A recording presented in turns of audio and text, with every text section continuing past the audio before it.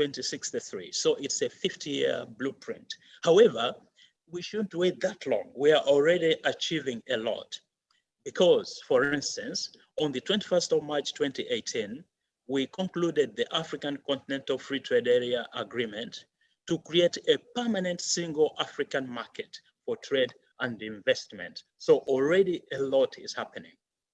To wind up this introductory remark, our philosophy has been Pan-Africanism, progressive integration, beginning with the regional economic communities, and then deepening and consolidating and strengthening it. And then thirdly, developmental integration, where we try to build large markets, we build infrastructure. Infrastructure includes transport, that is surface and air transport, as well as energy, all forms of energy, and information and communications technologies. And then we also try to make sure we have industrialization in order to achieve socioeconomic transformation of our society. So now, I just mentioned the African Continental Free Trade Area. What are some of the key timelines? We started the negotiations on the 15th of June, 2015, and they were launched in Johannesburg, at a summit that year. Then on the 21st of March 2018, we signed the agreement. On that occasion, 44 out of the 55 African countries signed. But as of now, we have got 54 out of the 55 who have signed. I will mention this a bit later again. On the 30th of May 2019, the agreement entered into force after securing the 22 ratifications which were required. Well, as we speak now, we have 34 ratifications. The number has increased, and I'll mention this again later. On the 1st of January 2021, now looking forward, we are going to start trading. The summit, which was held on 5th of December this year, just 2 or 3 days ago, agreed and declared that trading under the African Continental Free Trade Area will start on the 1st of January 2021. Now, just 2 more timelines going forward. By 2023, we want to create the African Common Market. That's the timeline that we have embedded in the Abuja Treaty, or the treaty establishing the African Economic Community, which was concluded in 1991. And then by 2028, we shall have the African Monetary and Economic Union. So now, what is the African Continental Free Trade Area? It is a single market, a single African market, comprising the 55 countries of Africa, covering trading goods and services, dispute settlement, investment, intellectual property, competition, and e-commerce. The heads of state and government on the 5th of December, when they met just a few days ago, hinted that they might wish also to add a protocol on women in order to make sure that gender equality is part and parcel of the African Continental Free Trade Area. This is based on a negotiated agreement which was signed on the 21st of March and entered into force on the 30th of May. And this is supposed to be an impressive momentum, because in such a short time, the agreement moved from negotiations to signing or conclusion to ratification, and now within a month or so to actually operationalization. So what's the value proposition of the African Continental Free Trade Area? The value proposition is as follows. Together as a bloc, the African Continental Free Trade Area constitutes the 11th biggest economy in the world. This is supposed to be significant. There are high returns on investment, estimated at 6.5%, which is higher than returns on investment in developed countries, which are estimated at 6% by the Overseas Development Institute. It's a $3.4 trillion economy. Consumer and business spending is already estimated at $4 trillion annually, with a population of 1.35 billion consumers. The African Continental Free Trade Area is supposed to double intra-Africa trade, currently estimated at only 18%, which is still low. But nevertheless, this is a significant figure, given that just a few years ago, in 2010, that amount was just 10%. It has now grown to 18%. Africa is a young continent with a median age of 19.7 years. This means energy, ideas, dreams waiting to happen, waiting to be commercialized, waiting to be turned into products and industries in order to boost our economic growth. Africa has 60% of the world's arable land. That means agriculture. It means food security for the whole world and nutritional security for the whole world. Natural resources, which means it's a growth pole for the whole world. If you look at the minerals that we have, which are required to drive the fourth industrial revolution and the modern economies. Well, despite the COVID pandemic, it's estimated that recovery is underway, and the IMF estimates that Africa will grow by 3.1% next year, 2021.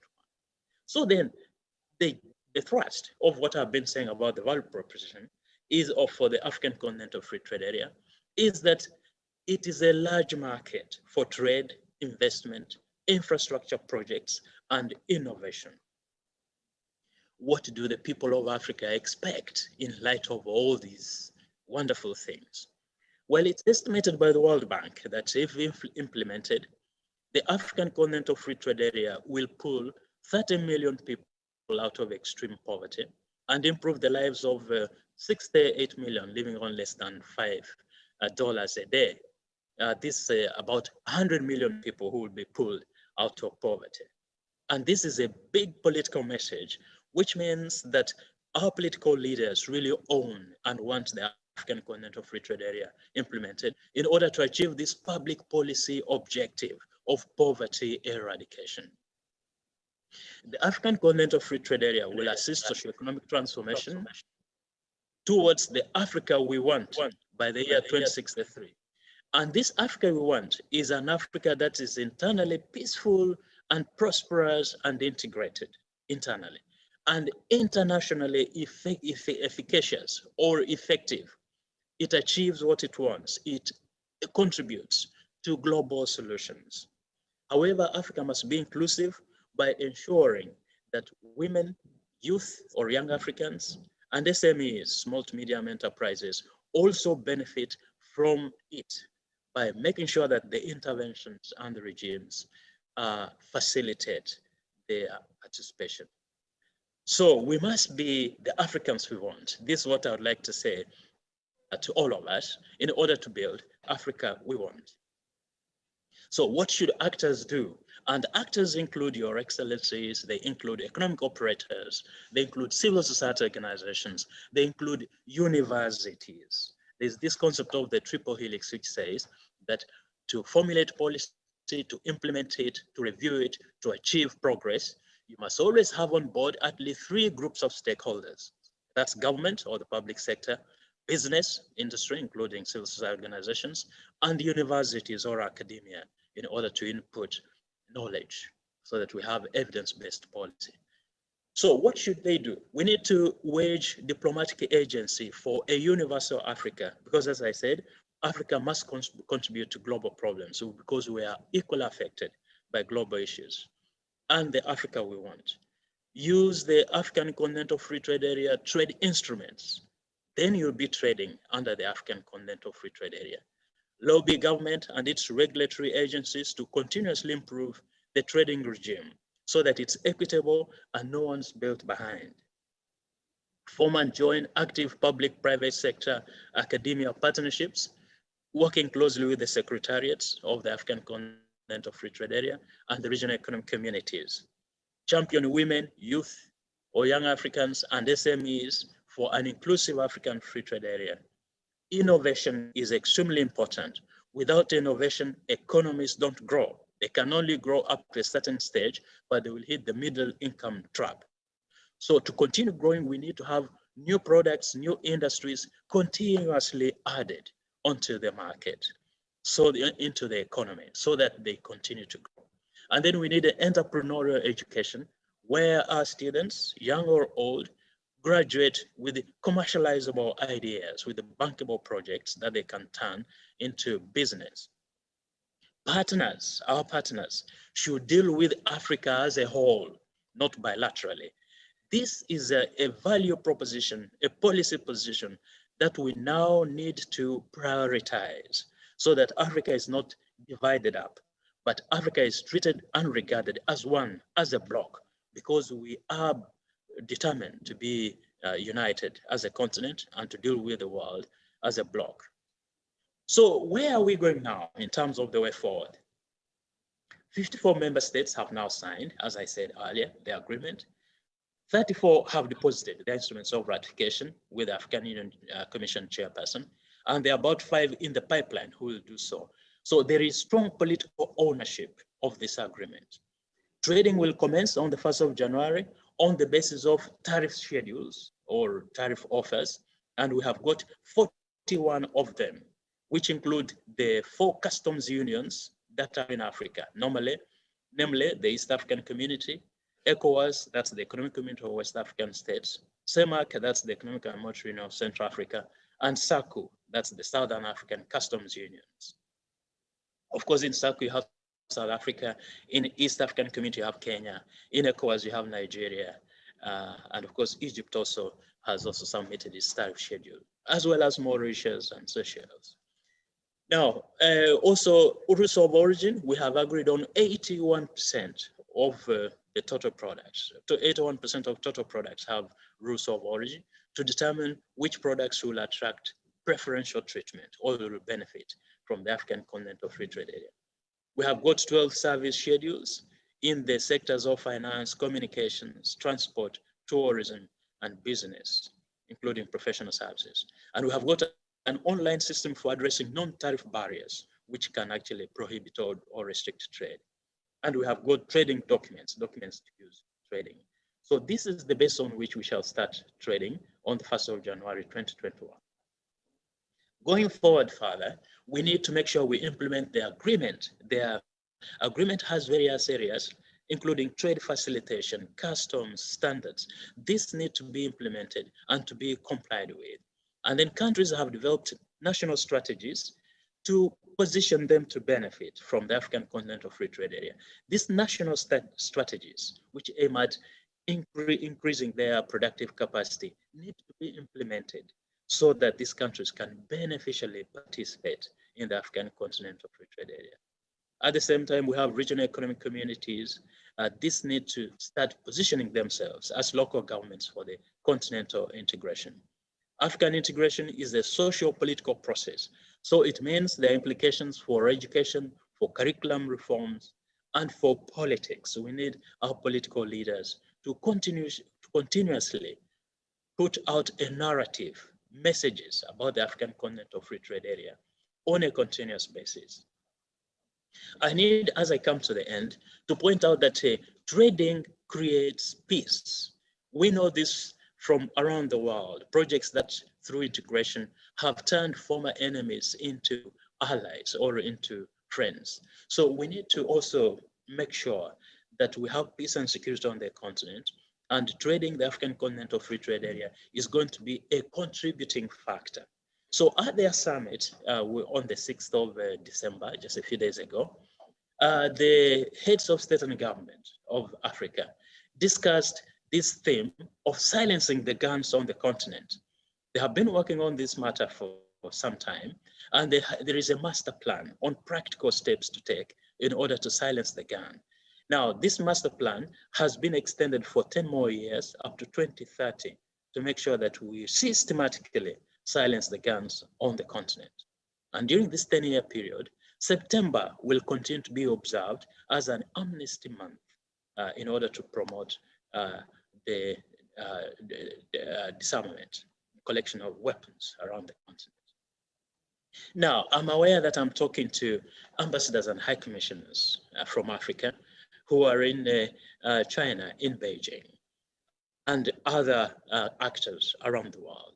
So I would like to end with this question. What will embassies and high commissions be doing with respect to the African Continental Free Trade Area? So it is suggested that they continue to cover and report on the African Continental Free Trade Area, to promote ownership of the African Continental Free Trade Area in capitals and throughout the countries, to mobilize implementation. That means to call upon stakeholders to implement the agreement, resolve non-tariff barriers. Non-tariff barriers are anything that can prevent or restrict trade after eliminating tariffs. So we need to continuously look into resolving these. And then mobilize trade and investment. For instance, the partnership with China, between China and Africa, has been legendary, not just with respect to FOCAC, the standing arrangement, but going way back to our liberation struggles, to building projects like the Tazara, which is 1,860 kilometers, and there are now many infrastructure projects across the continent. So we need to strengthen, to deepen this partnership between Africa and China as China continues to emerge. So we need to deploy diplomatic agency on the African Continental Free Trade Area throughout the world.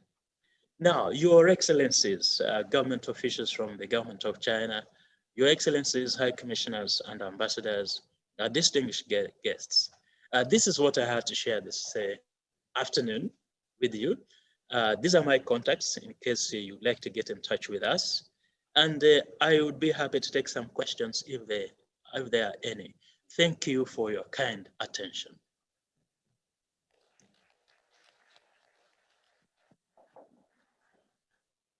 Yeah, I would like on your behalf to thank Dr. Francis for this elaborate information about the African Free Trade Area.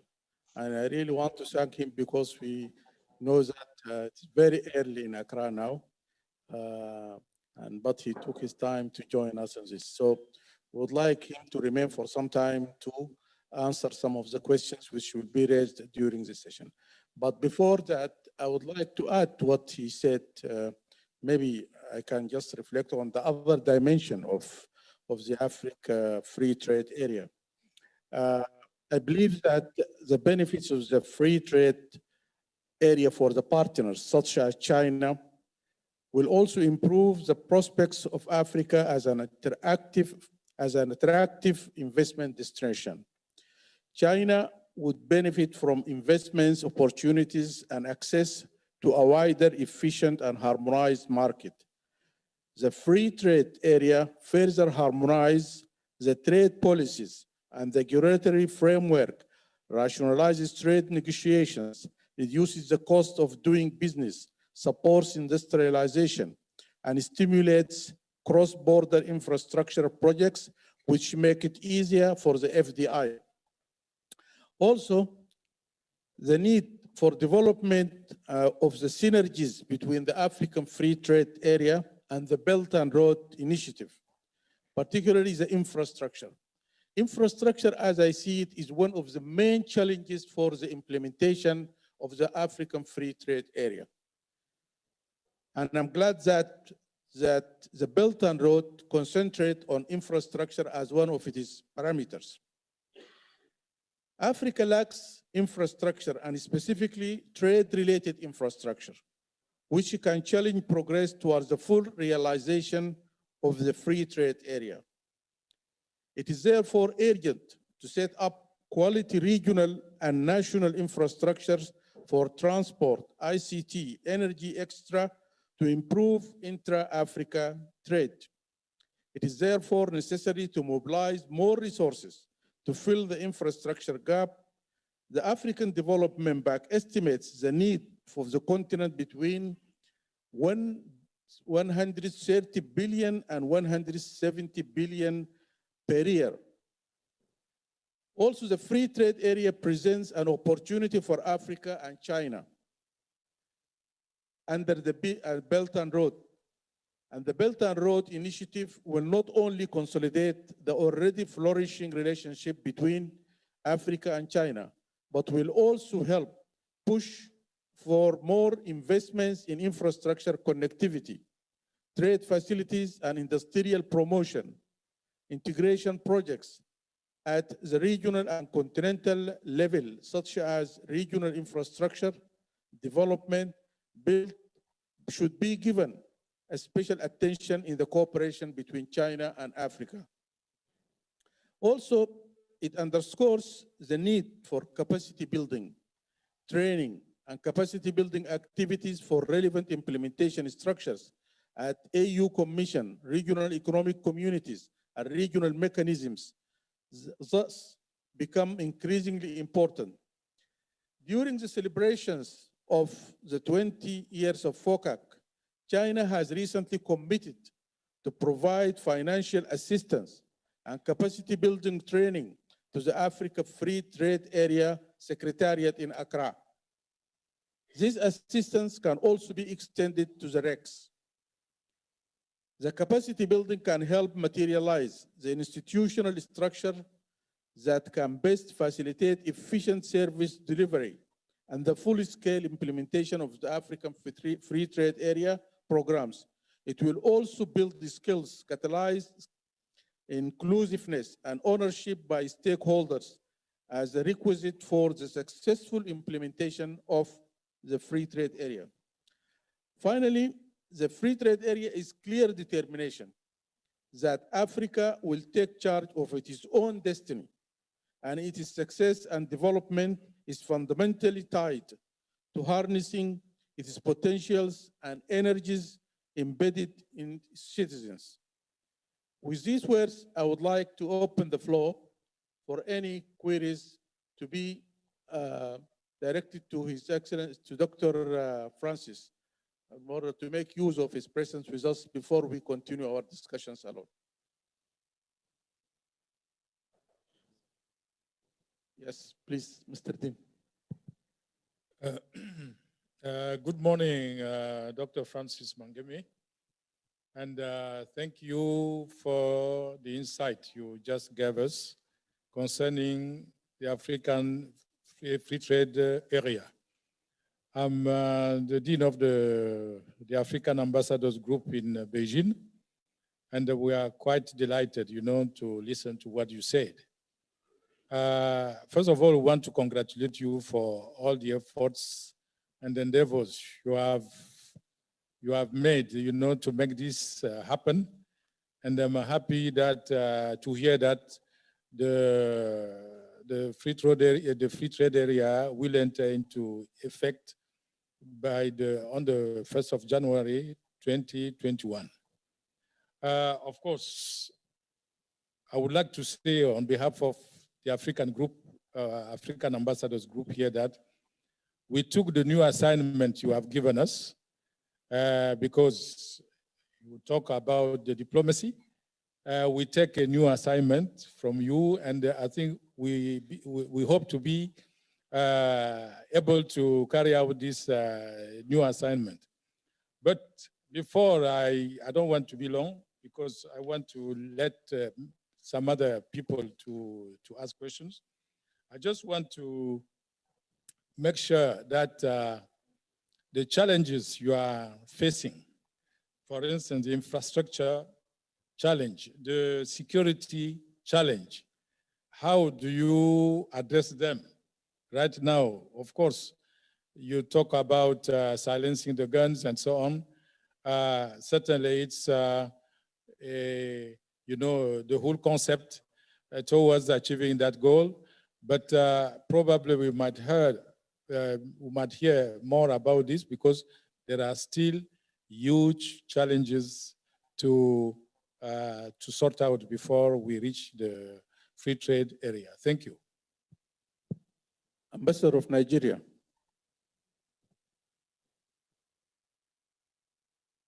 Thank you very much, Dr. Francis. I'm Ambassador of Nigeria. We are very happy about this current development of the formation and formal takeoff of the African Continental Free Trade Agreement. As Ambassador of Nigeria, we have experience of the operations of the ECOWAS, the Economic Community for West African States, where some members found it very difficult to abide by the trade rules and regulations within the ECOWAS sub-region. That and other reasons have culminated in Nigeria closing its borders against some member countries.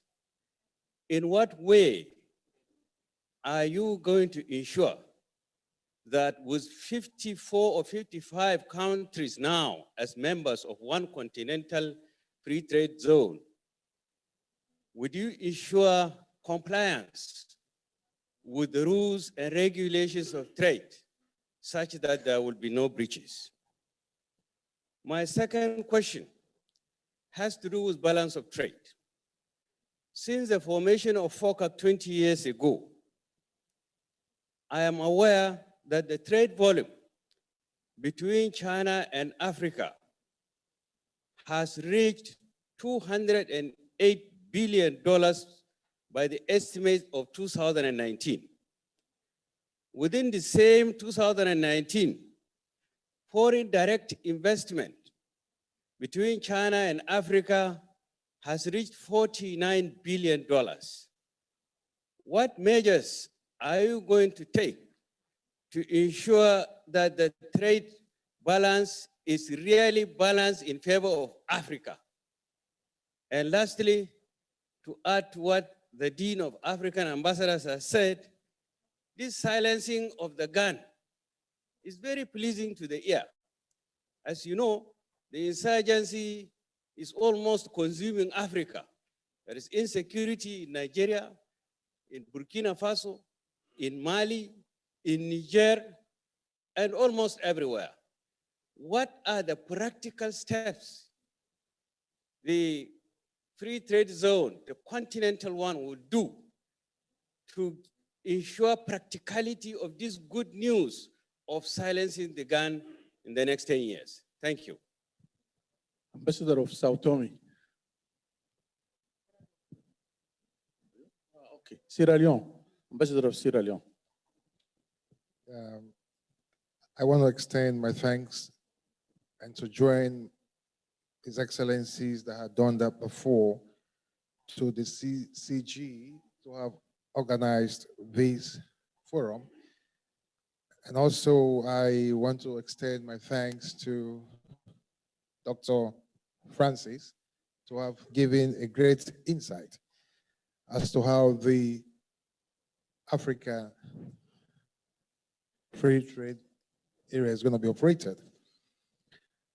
In all of these, I have observed that we are talking how to engage ourselves with the great China and Africa, and how we can also gain from these our two sides. One of the things I suspect in Africa is energy, and these challenges with regards energy can hinder the fair trade between Africa and China. The question I want to pose is, what is the practical steps we've put in place in order to enhance the energy problems and how we can create a situation to get this energy trouble in Africa solved? I thank you. I think we give the chance now to Dr. Francis to respond to these questions. Right. Thank you so much, Your Excellency, our representative to China. Thank you for your remarks. I found them extremely important and exciting. Yes, in terms of highlighting the Belt Road Initiative and its interface or synergies with our initiatives in Africa on infrastructure as well as trade included. Now, Your Excellencies, let me start with what the Dean, His Excellency Mr. Mpana raised about how to address security and infrastructure challenges.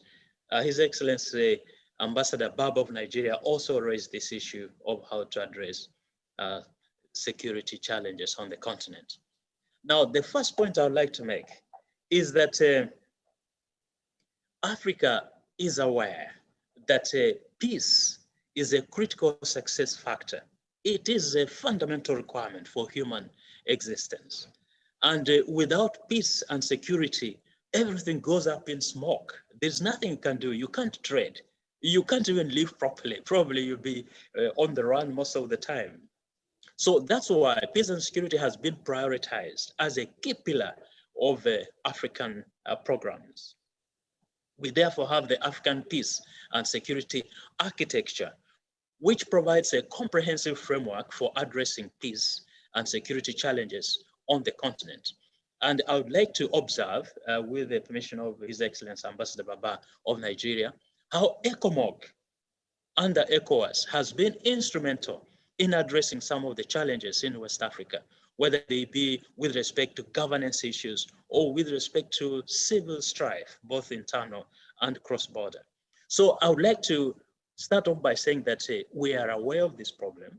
We have put in place an institutional framework, and there have been success studies, success cases of interventions to address these challenges.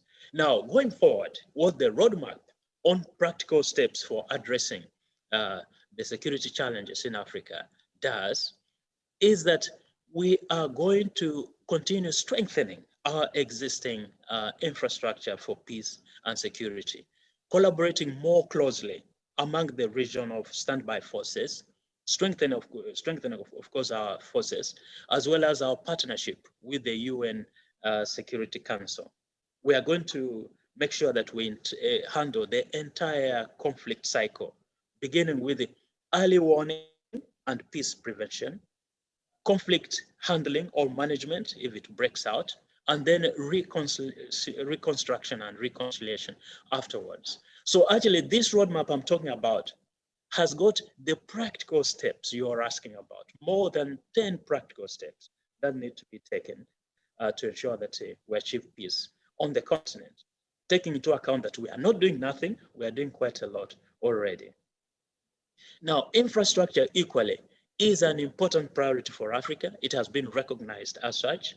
As our representative to the AU pointed out, the African Development Bank, the World Bank, have all pointed out that we need about 100 billion annually to invest in infrastructure in order to meet our needs. So it is a priority. Therefore, we have got these infrastructure programs on Africa.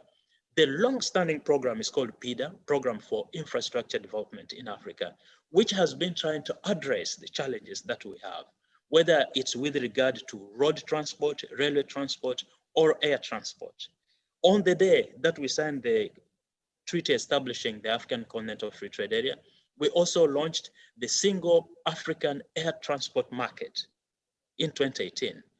And under that initiative, airlines came together and already covered at that time 74% of air travel in Africa. So it includes all the big airlines on the continent to try to open up the skies to create a single African airspace.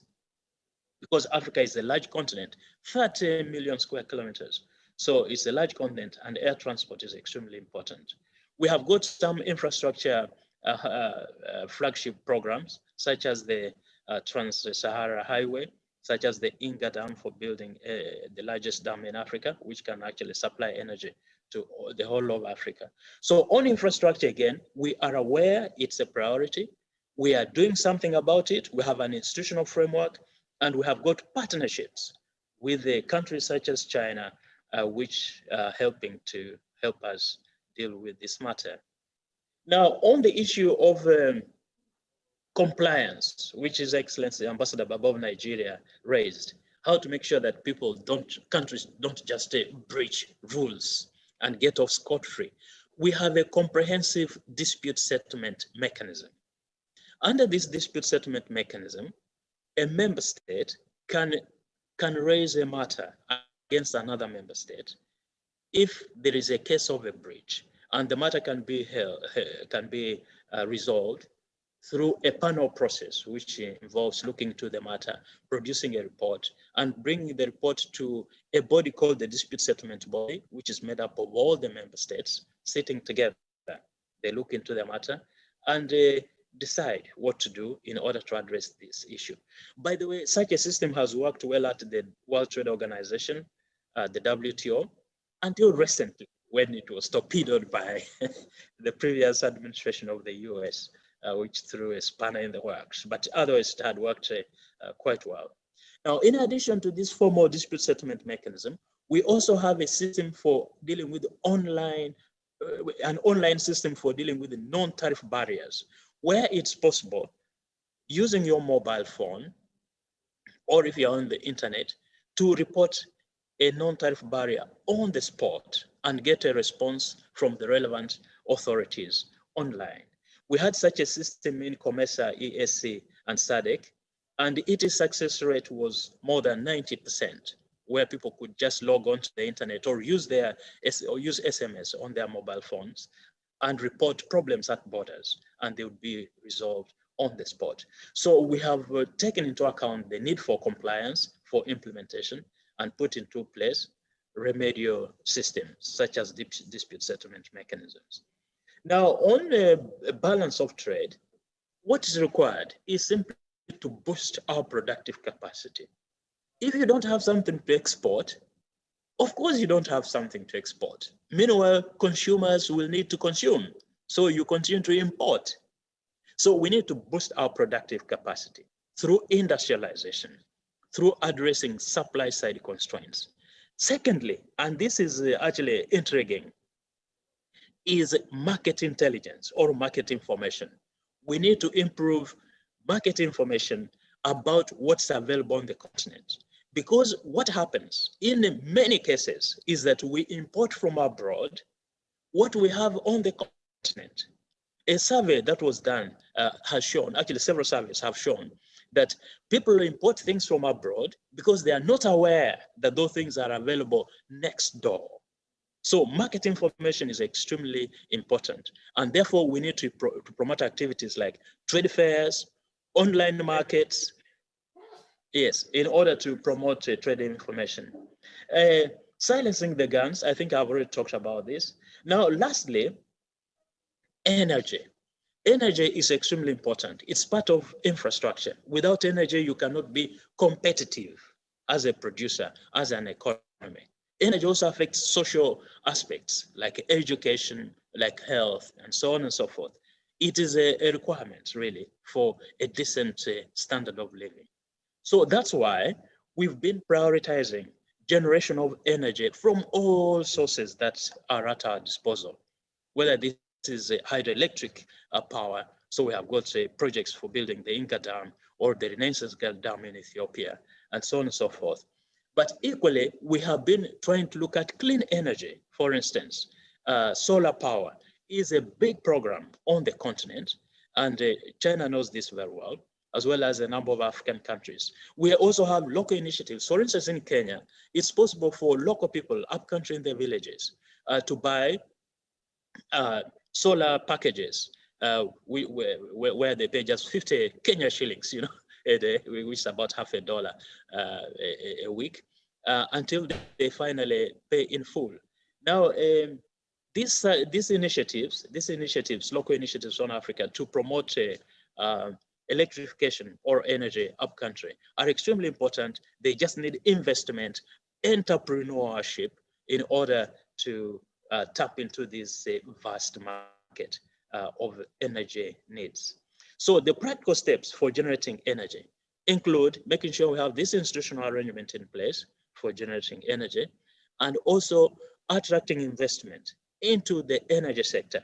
Investment from abroad, that's foreign direct investment, but also investment by local people as well, local entrepreneurs. They could be big ones, but they could be very small ones as well. SMEs who can generate energy projects for the people. So, Your Excellencies, this is what I can say in responding to the issues that have been raised. I have taken a bit of time because I wanted to make sure I covered every issue which was raised. And could I end by pointing out how happy I am that our representative to China, the African Union representative to China, sees merit in the Africa group of ambassadors working together to prioritize equally the African Continental Free Trade Area as you prioritize other priorities of Africa. Thank you so much for those remarks that you made. And thank you, Your Excellencies, for your attention. I thank you, Doctor. And I would like you to rest assured that, as our Dean has just said, we will be supporting you in all your endeavors to implement this Africa Free Trade Area, which is the dream of Africa. This is one of the mechanisms that will lead us to Africa we want. I thank you very much for your contribution.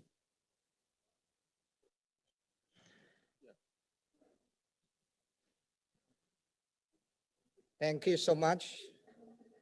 Thank you so much for Dr. Francis. We know lots of hard work behind, and it has been wonderful to have this discussing. Now, we would like to invite 3 business leaders from China to share their personal venture or personal experience about how to do business in Africa. The first one, we would like to share the feature talk by Mr. Zhang Huarong, the founder and the president of Huajian Group. Mr. Zhang has been recognized as ambassador for business between China and the Africa region. Huajian Group has been in Ethiopia since 2011, and it has created a workforce of 8,000 people by 2019. So Huajian Group is investing $2 billion to build an industry park in Africa, and which anticipate to double or triple the workforce in next 2 to 3 years. So we would like to have Dr. Wan to chair this session. Okay.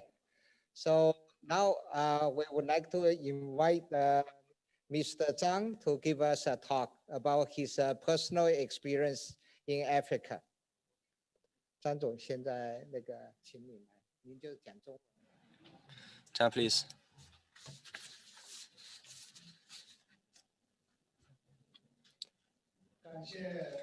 Thanks a lot. Thanks CCG for such opportunity. Thanks for Chair Wang. Our ambassadors, ladies and gentlemen, afternoon. Today we are discussing Africa and China globalization. We heard from the ambassadors very impressive ideas. We have heard from the Chinese private corporation. I would like to say congratulations to the free trade zone. We'll get started trading in 2021, January 1st.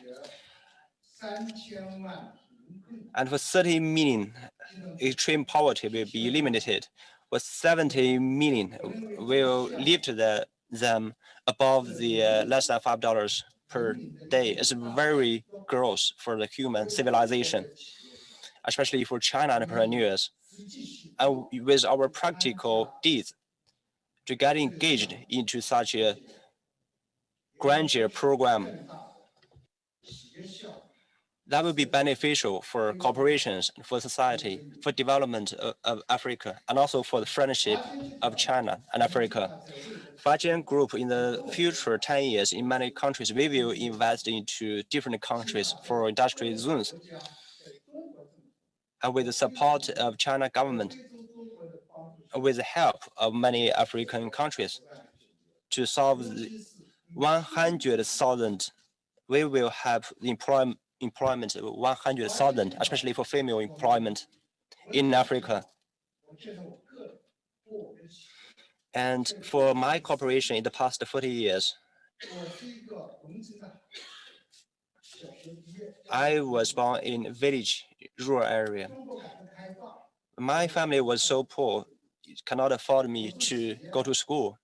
By China opening, give me a lot of driving to much forward.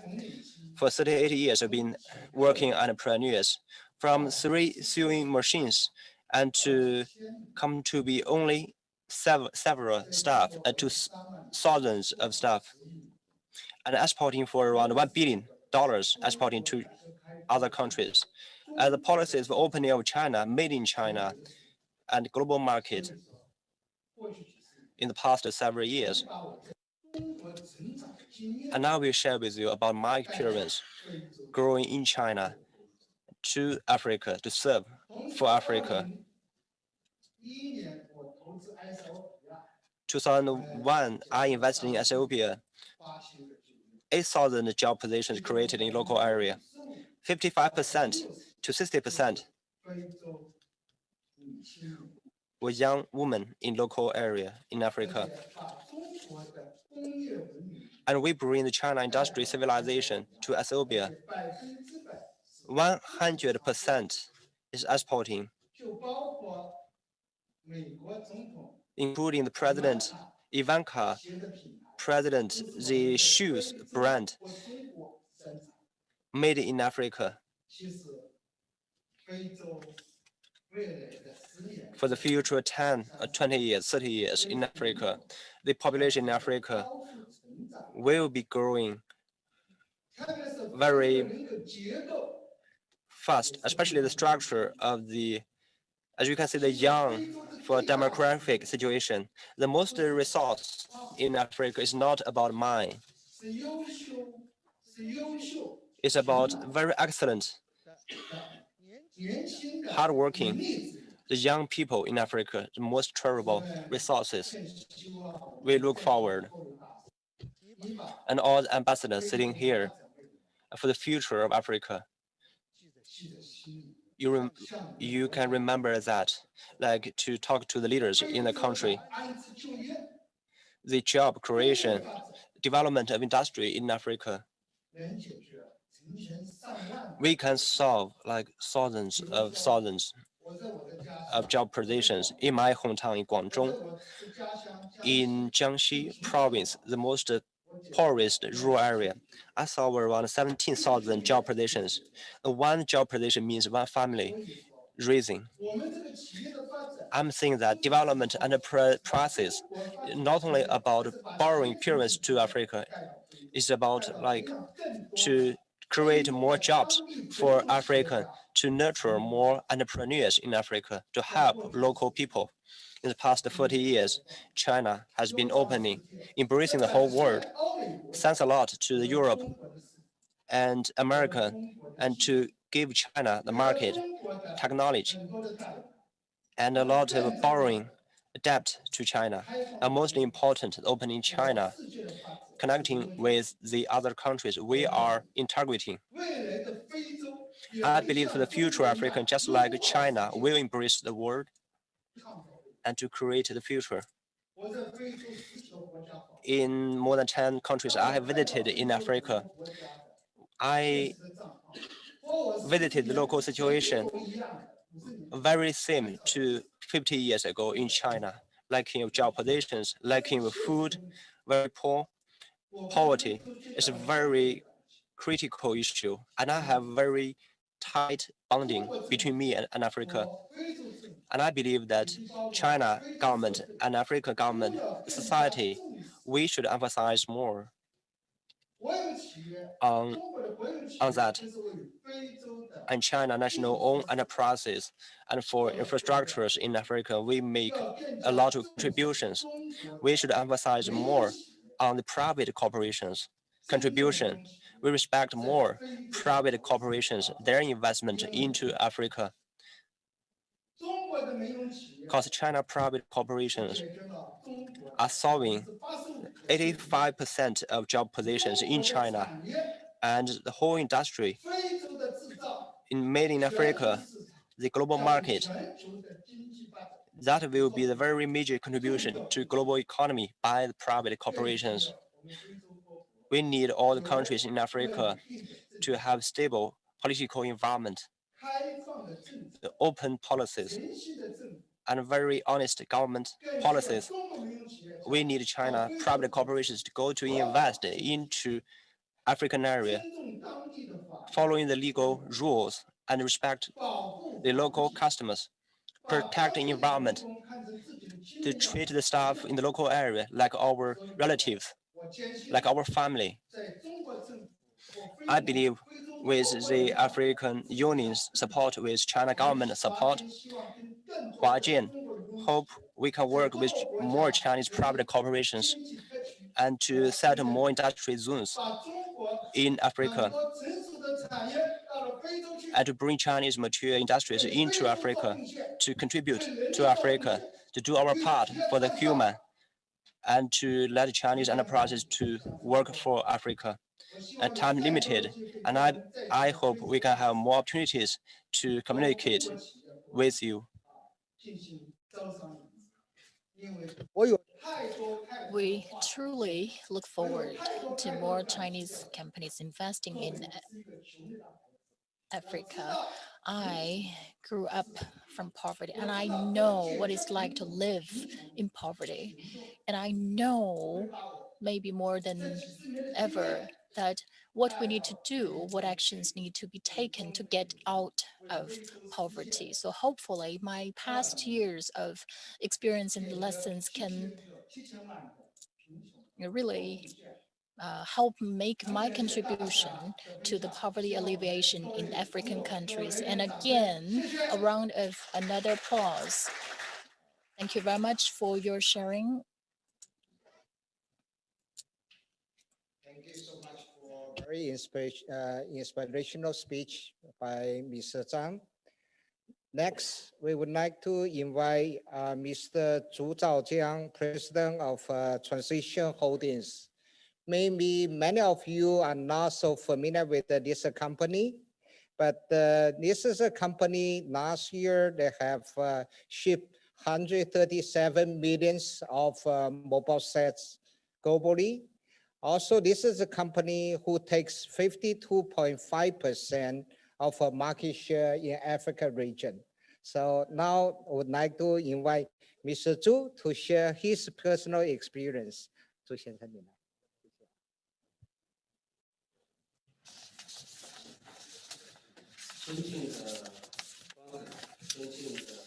Distinguished Dr. Francis, Mr. Wang Huiyao from CCG, distinguished Mr. Osman, and Excellencies, ambassadors, participants, and dear friends, good afternoon.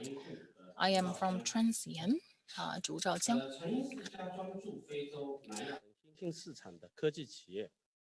Our company focuses on operation in African countries. Ever since the beginning of our business, we really hope that cell phone, a life changer, can benefit African people. So Transsion as a company has been observing even the previous changes and needs in African markets ever since, so that we can, as early as possible, bring benefits of science and technology development to African citizens and shorten the digital gap between African countries and developed countries.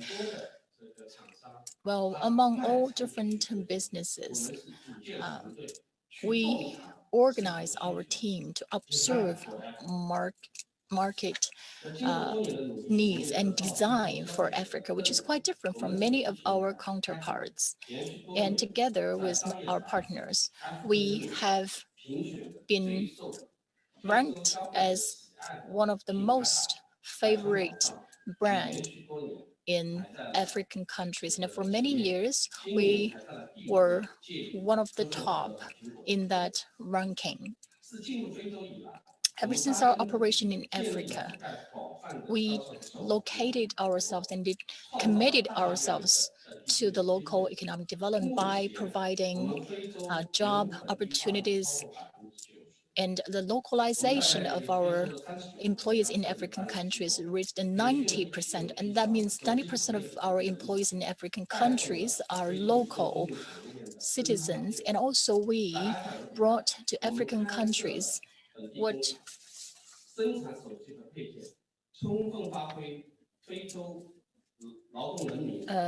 we deeply rooted ourselves in this continent, establishing a wide range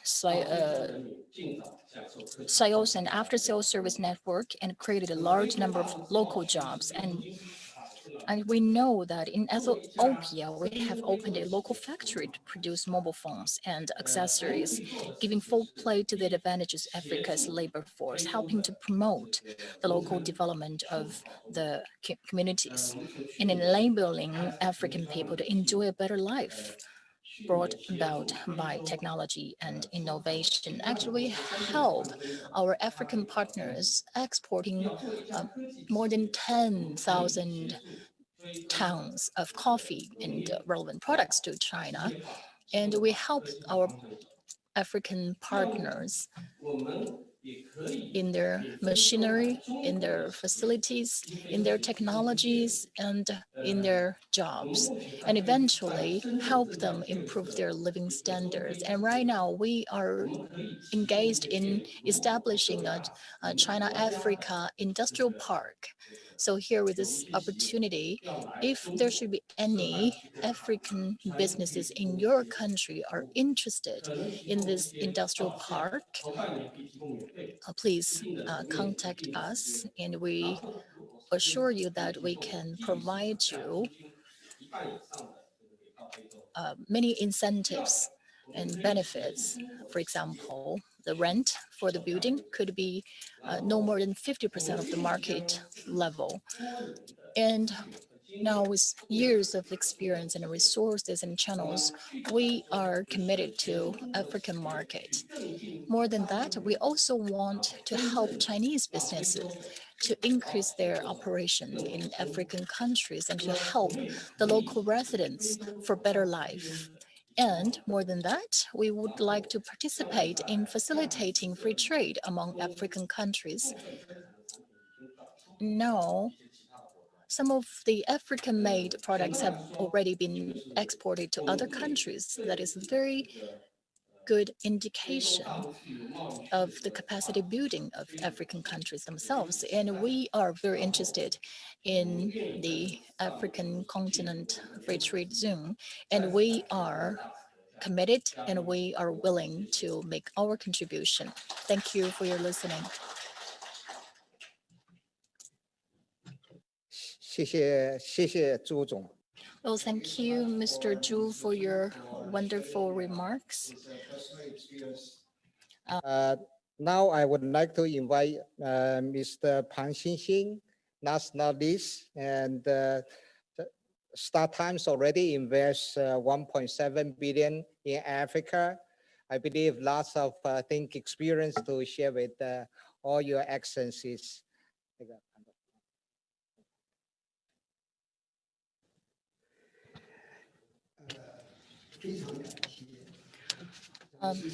Good afternoon, everyone. I would like to first of all extend my sincere gratitude to CCG for inviting me here and for giving me this opportunity. I am Pang Xinxing. I'm the chairman of our company. So again, distinguished Mr. Wang Huiyao, president of CCG, distinguished AF representative to China, Your Excellency, sorry, I in really difficulty in pronouncing your name, and distinguished ambassador from Cameroon, the head of AAG also, Dr. Francis, and distinguished ambassadors, Your Excellencies, good afternoon. Well, with this opportunity here at this round table, I'd like to briefly introduce to you what we have been doing in Africa. Established in 1988, we focus on high new technologies. And in 2006, we started to operate in Africa. In 2007, we started our investment in Africa. And up to now, our company has registered our own branches in more than 30 African countries with the overall investment volume of $1.7 US. So our company has already established a large network that is transnational, including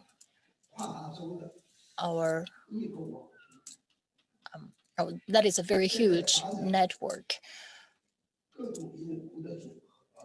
So actually, we benefited a lot from our operation in African countries and in telecommunication, in broadcasting, TV, and video streaming. And our company is the largest and the fastest growing company.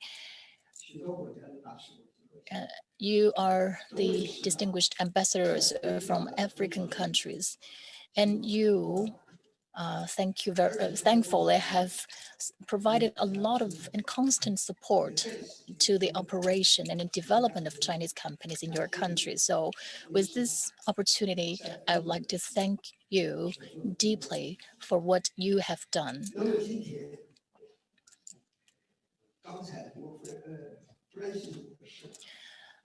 Just a moment ago, Dr. Francis have shared with us his insight and about AfCFTA and also its implications at many levels. For the market integration and the trade facilitation, we started to know that there is a very good and exciting timeline, and we look forward to more progress. And our company has been operating and investing in African countries for many years, and we are well experienced about the transnational trade in African countries, and we deeply know the need for free trade, for the free flow of capital and labor among these countries. We know the integrated market in African is of high value and has long been expected. And the trade facilitation between China and Africa still has a long way to go. So engaged in transnational business, we are well experienced and well informed about this. From my personal perspective, I believe that as ambassadors from African countries, Your Excellencies have a unique role to play in facilitating trade and investment cooperation between China and African countries. For example, we know that wine in South Africa is very, very good, but tariffs for wine from South Africa remain high. And so is true for products from other countries. And we know that there are some products from some countries are tariff-free when they enter Chinese market. That is the difference. So between China and African countries, we need this kind of trade agreement and taxation agreement. And African countries, on the other hand, in order to attract more foreign investment, can provide some incentive policies like taxation incentives to those countries. But still, when our company has to come back to China and pay our tax, well, it involves some legal issues and the trade issues. But anyway, we have to say that African continent is relatively less developed continent. So I believe that African countries should be given better trade treatment and better incentives.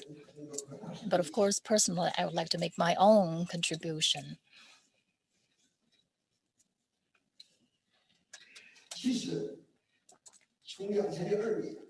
Ever since the year 2002, When I first visited Africa,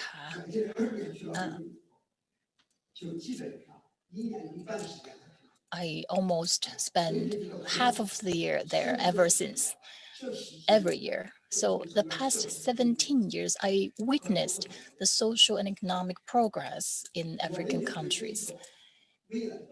And we are so optimistic about the potentials of African countries. And now we know the wars in many African countries have now ceased, and we have heard so many news about ceasefires, and there have been impressive economic and social development, and African countries enjoy rich natural resources and a large number of young population, which means good labor, and all these are irreplaceable advantages of African countries. So what you need is actually investment in technologies. But the thing is, African countries need to open up to the world, to let investors and businesses and other countries to know you, to know your country and what you're good at. So as a company, we really hope that this integrated market in Africa can be established as soon as possible. And as Dr. Francis described, we really look forward to the implementation of the timelines of the free trade zone, which will contribute tremendously to not just African economy, but also to the world economy.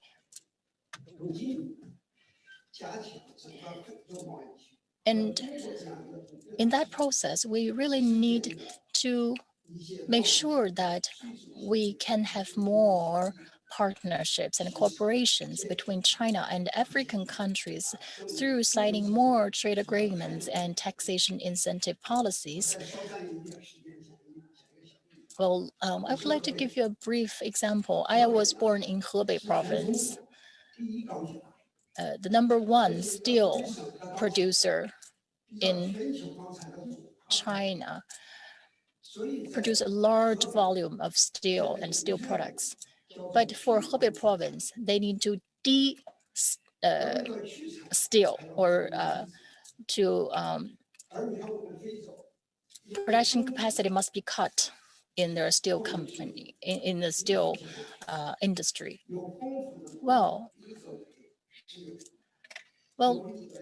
in African countries, you are famous for your natural resources and for this big construction market. And all these require a large volume of steel. So that is something exactly China and African countries can supplement each other. So it is really wonderful that we can have this roundtable for information sharing and also for the potential partnerships. And because that we can really match make our needs. And we can share our views and suggestions about tax issues and trade agreement issues. Right now, another important benefit of our investment operation is employment. So it's all in big numbers. So what I'm trying to say is that as companies, we are willing and are capable of making our contribution to African development. That's all. Thank you. Thank you so much. Now we would like to open the floor for Your Excellency to ask if any question or for these three very outstanding, I would say very personally passionate about doing business in Africa and how to explore better opportunity across multiple countries. Same rule apply. If you have a question, you can put up your name badge and the CCG people will hand over the mic to you. Okay.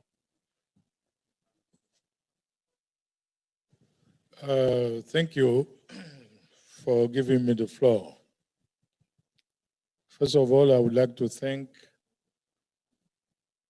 the managers of Chinese companies that endeavor to invest in Africa. I know and we know that's not easy. And if they have been still in Africa, it means that they put a very good deal of will, a lot of money, wasting time and so on, because all those obstacles, we meet them in Africa. You know, as Africans, myself, when I leave China, I go back to my country, I feel that life is very slow. Here we use technology, internet, everything. It's very easy, but you don't have Wi-Fi all over the places in Africa, even in the cities. So it can make life very easy, complicated, and I can, let's say, imagine the tremendous efforts you are giving, you know, to make your business in Africa. So I want, first of all, to congratulate you on that. Africans, I can say through my voice, are grateful for what you are doing in Africa. But at the same time, that's what we like as well. We cannot leave the burden of China-Africa cooperation on the shoulder of the governments only. We need the contribution of the private sector. And this is very important that you come and take your share of, you know, and be able to deliver whatever you can deliver. And we do appreciate that. So we wish to congratulate you for what you have said and really appreciate what you are doing in Africa. Of course, we are learning from you as well, because African ambassadors to China, sometimes I can say no China better than some Chinese, because we travel throughout the provinces and so on. We know a lot of things about China. We cannot speak of Africa the same way you speak, because you know Africa better than I do, because you are going throughout Africa and you face so many, I mean, you go through so many experiences. If you had to write a book, you would write, you know, many volumes, and it would be still very interesting to go through and acquire your experience. So thank you for what you are doing. That's the first thing I want to put on the table. The second is that, of course, you made some very interesting proposals. And this goes in line with the presentation we have heard, you know, since we started this roundtable. Be it the Chinese 5-year plan with the double, how you call it, circulation, in and out. Be it the African free trade area. And now going through your experiences, what we need, of course, is to build a partnership to make these efforts, you know, go forwards, deepen and strengthen the cooperation we are having between China and Africa. I'm sure that my colleagues, ambassadors around this table, have done their best to assist, you know, the Chinese companies going to Africa to make their businesses. But there are still a big deal of facilitations raised by President Pang that need to be addressed, of course. But I think the free trade area might, let's say, help, sort out some of the issues you have raised. Before that, you raised the issue of currency. This question as well, there are so many things because we have different currencies in Africa. And when you have a company like StarTimes, working in 34 African countries with different currencies, it might be a little bit difficult to handle all the aspect of the problem.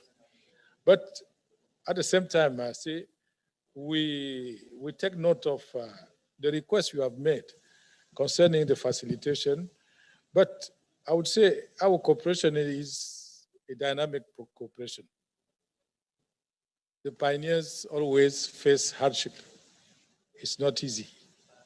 But when the time goes by, things might become more comfortable.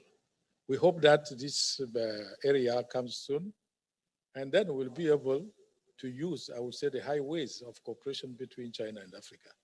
I would like to congratulate you once more and congratulate the organizer for inviting, manager, chairman of enterprises, Chinese enterprises, to take part here because they are the ones who are investing. They are putting their own money sometimes, and it's a high risk. But that's the way. The friendship is as well sharing the load. And you are doing your share. We do appreciate, and we say thank you and congratulations. Yeah, thank you, Ambassador Mbala. We have ma'am in the back. Ma'am? Kenya. Oh, because my poor eyes, I cannot see folks. Okay. Yes, good evening again. I voice my voice as well with my colleague ambassadors to appreciate the CCG organization of this roundtable. I just joined to commend the three gentlemen that have given their real life experience in their investment to Africa, because those are people that have gone ahead to demonstrate what we are discussing this afternoon. Mine is very brief. I just wanted to appreciate Mr.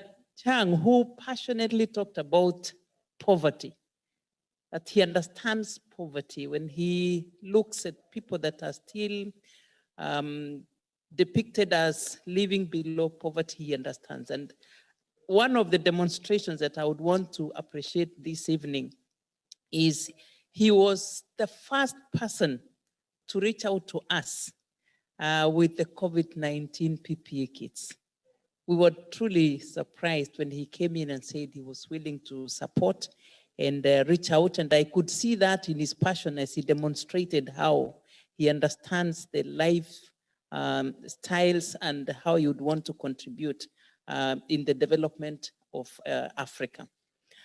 When it comes to StarTimes,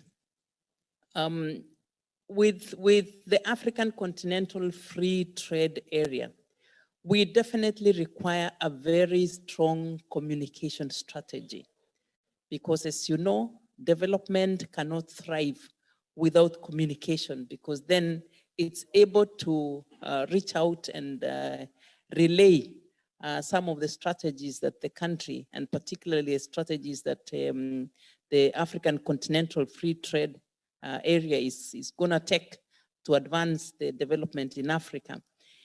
Because most of the communication agencies, the television network and what have you, depict Africa as that poor, less developed, always begging. We now need to change that script and show Africa as this rising giant that has a market, that has resources, that is coming up, with this strategy that will be able to explore and open up Africa to trade internally and trade externally, and focus this giant of a continent as an area that the rest of the world need to focus on and to support in its development. So I am challenging StarTimes that they can actually come up with an African television network that will be more focusing on the trade between inter and outside, so that it becomes a channel within which we can depict Africa as a big continent that is now changing face from that poor continent to the rich continent that has actually helped enrich the rest of the African world. If you look at what the Western world, what they have now is because of what came out of Africa. We have become a market for China as well. So literally, the communication channel should be able to reflect Africa for what they are. And I believe StarTimes and other communication agencies that will be coming is coming in at the right time when we are entering into the implementation of the African Continental Free Trade. And I think this is a thriving area and timing for you to take position and reflect Africa for who they are. Thank you. Thank you so much. Any observation? Yes, sir. Can we get the mic?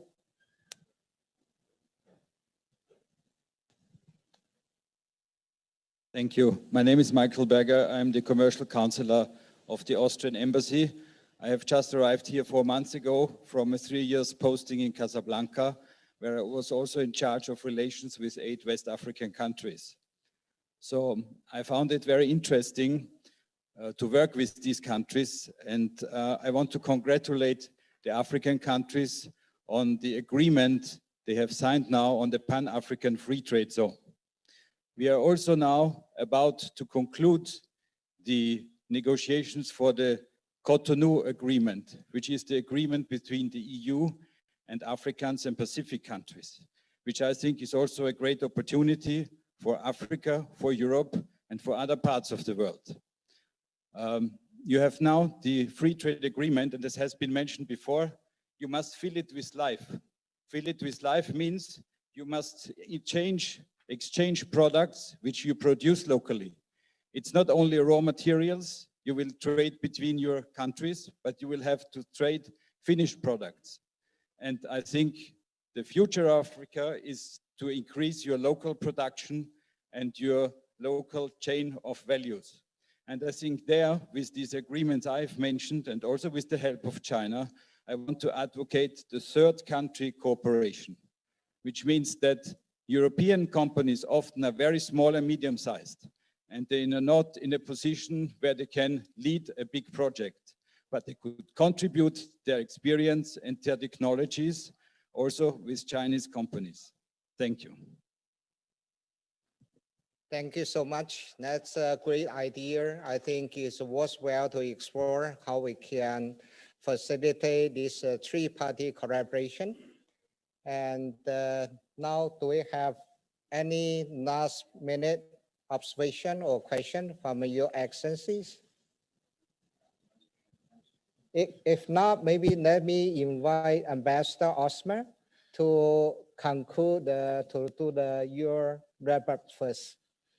Yeah, I think at this late hour, I would like once again to thank CCG for joining us to organize this very fruitful and constructive event, which really not only for I myself, I learned a lot from this discussion, especially on the issue of the 14th year plan and its impact. I always would like to relate it to its impact on African-China cooperation.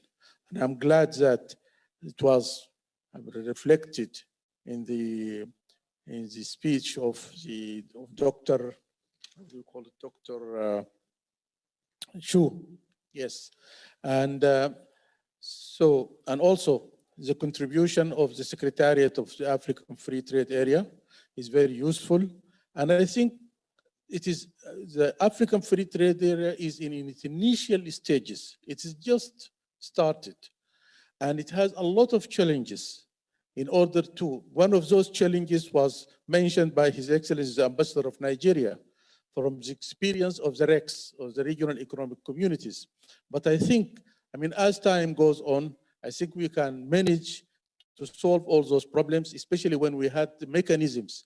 And I think our experience in the global economic, for instance, WTO and others, will also help us in overcoming the problems that may arise.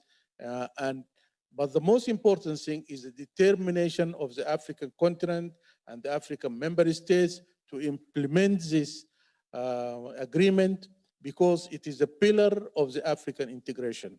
I thank you all for attending this and hope that we can have more joint occasions with the CCG. Thank you. Thank you, Ambassador Osman. Now let me invite Ambassador Mumpala to say a few words. Thank you. Okay, thank you very much.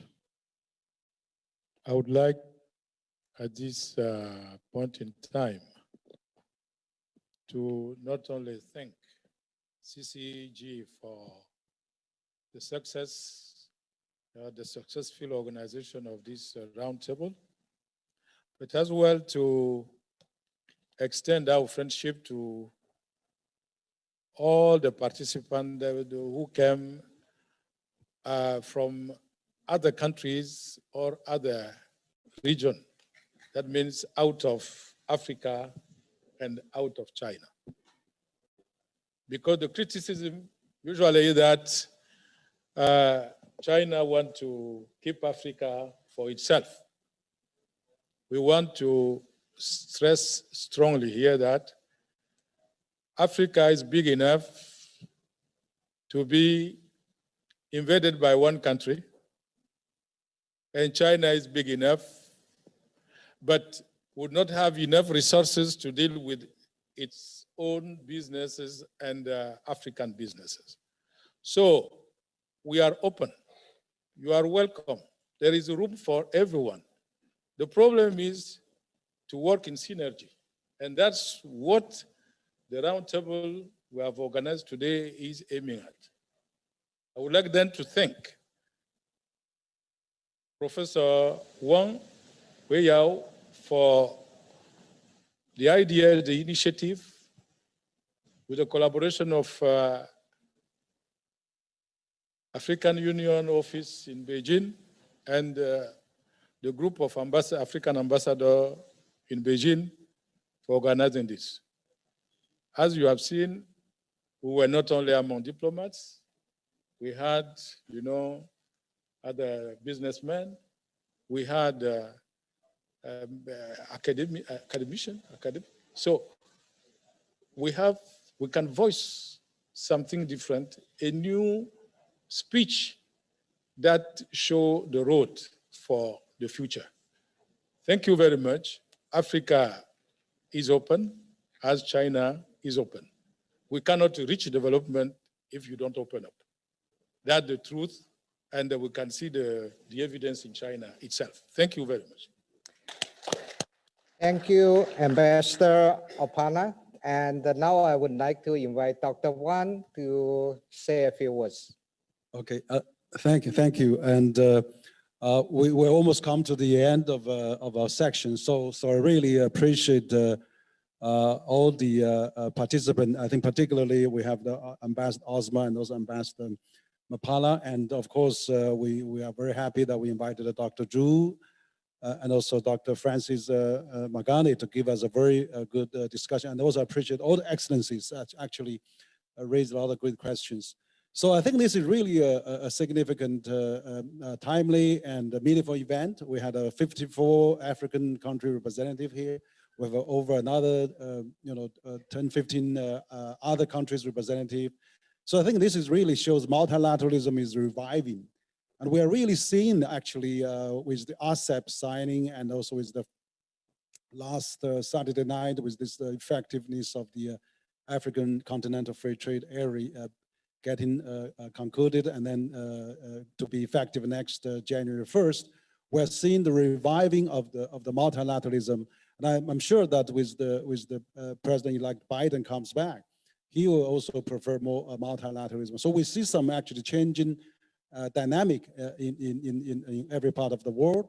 And I really, CCGs like to contribute to that narrative, and I'd like to contribute to this dialogue actually we are having. We are very pleased also we have the three distinguished entrepreneur from private sector, Mr. Mr. Zhang and Mr. Zhu and also Mr. Pan. They are really a great representative. And Mr. Zhang has been actually held as ambassador for business between China and Africa because he has done so many in that past. So I think that we have these three business representatives is really a good example how private sector is vibrant and active.